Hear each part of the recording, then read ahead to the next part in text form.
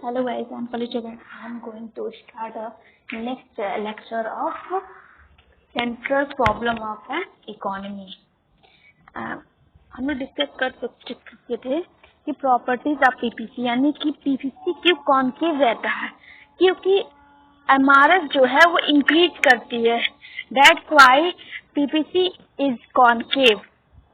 इसी वजह से पीपीसी जो है वो कॉन्केव होता है. PPC is constant. Why?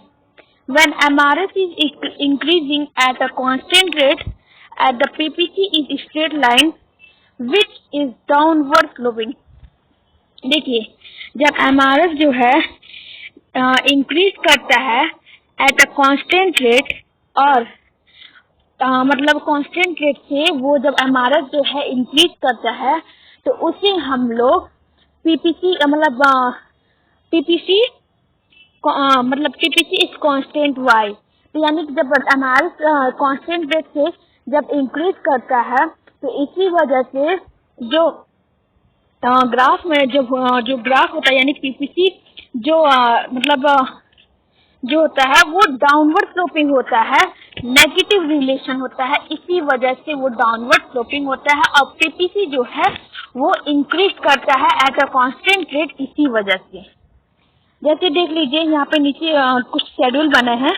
अगर 1 यूनिट आप वीट कंज्यूम कर रहे हैं तो 12 यूनिट राइस, तो उसमें डैट इसलिए क्योंकि उससे कंपेयर करने के लिए कोई और चीज नहीं है.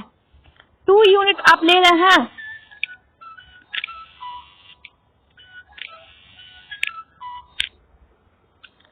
तो जब आप 2 यूनिट आप वीट मतलब प्रोडक्शन हो रही है तो 11 यूनिट का राइस का प्रोडक्शन हो रहा है.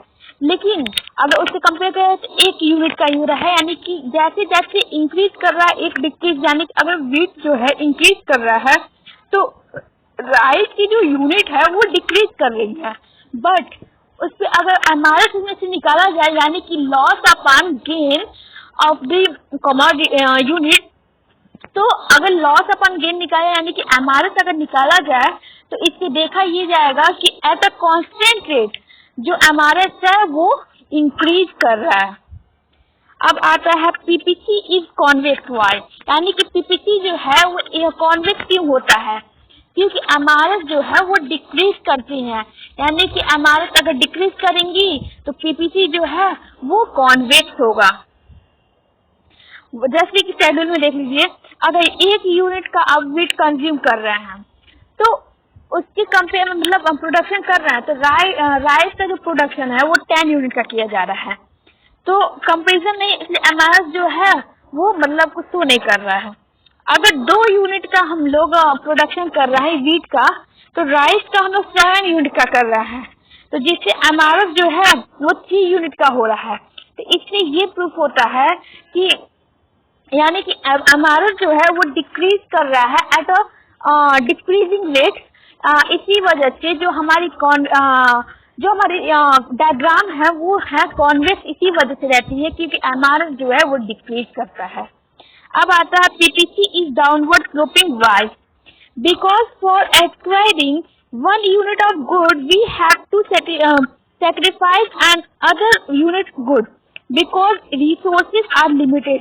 इस वजह से क्योंकि रिसोर्सेज जो है वो लिमिटेड है अपनी इकोनॉमी में, और जो हमारी रिसोर्सेज इकोनॉमी में लिमिटेड है, और अगर एक गुड को वो कंज्यूम कर रहे हैं तो दूसरे गुड को सेक्रीफाइस करना पड़ रहा उन लोगों को, जिसकी वजह से एमआरएस जो है वो डिक्रीज कर रहा है. इसी वजह से जो हमारी स्लोपिंग है, यानी कि कुछ समय एमआरएस इंक्रीज करता है, कुछ समय डिक्रीज करता है, कुछ समय कांस्टेंट से इंक्रीज करता है.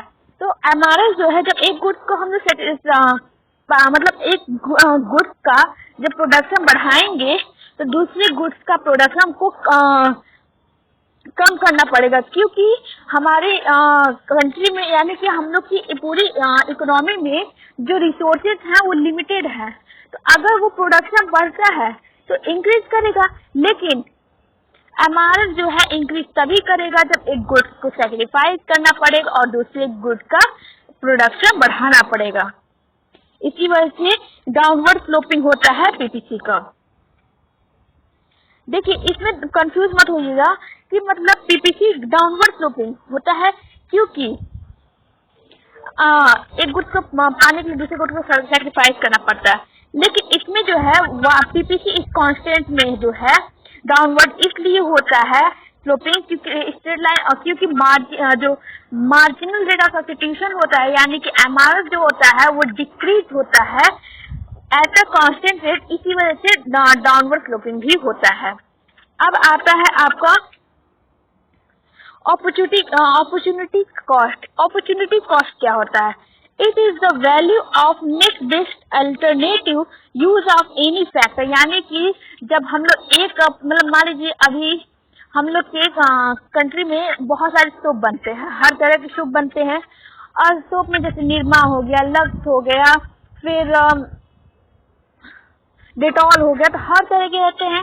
तो उसमें भी अगर इतने सारे को छोड़ के अगर मान लीजिए किसी ने लक्स ले लिया, किसी को मान लीजिए लक्स बहुत अच्छा लगा, लक्स ले लिया, तो वो बाकी जो अपॉर्चुनिटी यानी कि जो बाकी मतलब जो चीजें हैं उसको छोड़ के वो लक्स ले रहा है। लेकिन इसमें एक चीज जो कॉस्ट भी मैटर करता है, इसमें कॉस्ट को देखते हुए लोग लेते हैं। अगर रिटेल पे देखिए कुछ भी हम लोग वहाँ हम लोग की कंट्री में अगर इंडिया में देखा जाए कुछ भी अगर प्रोडक्शन होता है तो प्रोडक्शन में जो चीजें की जाती हैं वो पुअर पीपल को देखते हुए की जाती हैं। बहुत ऐसे जो मतलब बहुत ऐसी बड़ी बड़ी कंपनियां हैं जो कि जैसे कि प्राइवेट कंपनी वो अक्सर रिचर पीपल को देख के चलती है, लेकिन अगर गवर्नमेंट कंपनी को देखा जाए तो ज्यादा से ज्यादा गवर्नमेंट कंपनी जो है सोशल वेलफेयर से आती है, जिसकी वजह से वो पुअर पीपल को देखते हुए प्रोडक्शन करती है।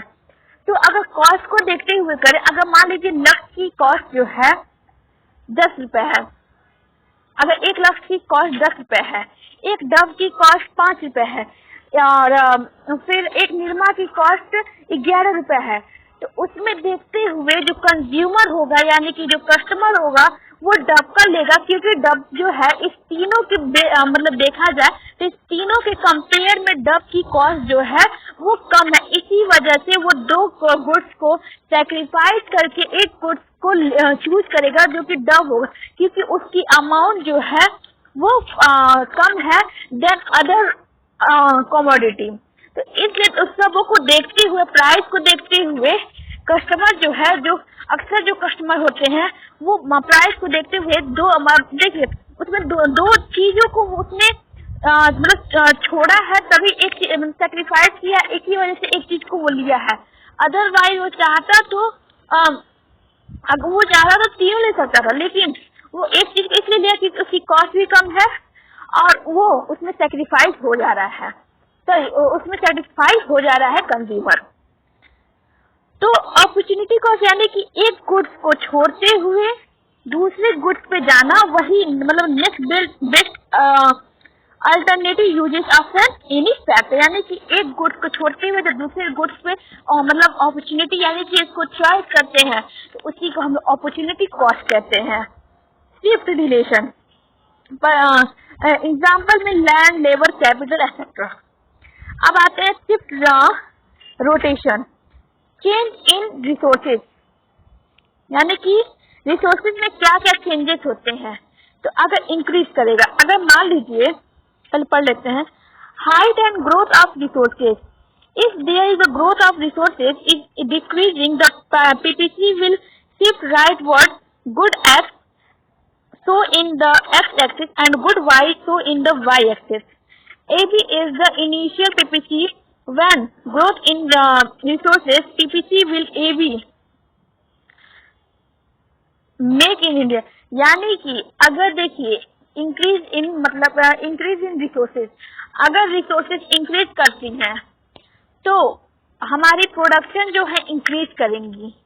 अगर जैसे कि इसने एग्जांपल दिया है कि अगर हम लोग जो एबी है वो मतलब हम लोग का मतलब ऐसा देखिए एबी जो है वो हम लोग का जो पहले का रिसोर्सेज था वो है, और इंक्रीज करने की वजह से ए डैश टू बी डैश हो गया है, यानी कि फॉरवर्ड शिफ्ट हुआ है, यानी कि जो जो रिसोर्सेज हैं वो मतलब इंक्रीज किए हैं, जिसके वजह से हम लोग का प्रोडक्शन इंक्रीज करेगा। तो उसी के बारे में good X and good Y को देखते हुए, मतलब अगर रिसोर्सेज इंक्रीज किया प्रोडक्शन इंक्रीज करेगा, और प्रोडक्शन इंक्रीज किया तो इकोनॉमिक ग्रोथ होगी। तो इस सब को देखते हुए अगर रिसोर्सेज इंक्रीज कर रहा तो वो राइटवर्ड शिफ्ट हो जाएगी, यानी कि फॉरवर्ड शिफ्ट होगी। डिक्रीज इन डिमांड, अगर देखिए ये है फॉरवर्ड इंक्रीज इन डिमांड का ग्राफ, और ये है डिक्रीज इन डिमांड। अगर देखिए, अगर हम लोग की इकोनॉमी में अगर मान लीजिए किसी भी कारण से अगर हम लोग की रिसोर्सेज जो हैं वो डिक्रीज करती हैं, अगर रिसोर्सेज डिक्रीज करती हैं तो इसका मतलब ये हुआ कि हम लोग का प्रोडक्शन लेवल जो है वो डिक्रीज करेगा, यानी कि जितना मान लीजिए 10 यूनिट का गुड हम लोग प्रोड्यूस कर रहे थे एक इकोनॉमी में, और हम लोग 10 यूनिट हम लोग राइस का कर रहे थे और 1 यूनिट हम लोग व्हीट का कर रहे थे।